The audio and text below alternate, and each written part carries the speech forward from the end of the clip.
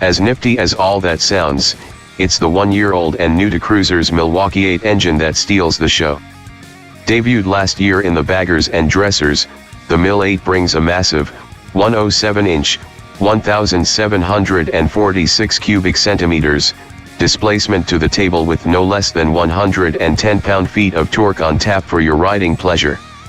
A 100 mm bore and 111.1 mm stroke gives the engine its brand-typical, long-stroke layout, but the factory-added counterbalancers to tame much of the associated vibration for a much smoother feel than one might expect. Power flows from the engine through a standard clutch and 6-speed transmission, then down to the rear wheel via reinforced belt drive. Unlike some of the other new Softails, the factory doesn't offer the Street Bob in the larger Mil-8 114 this year.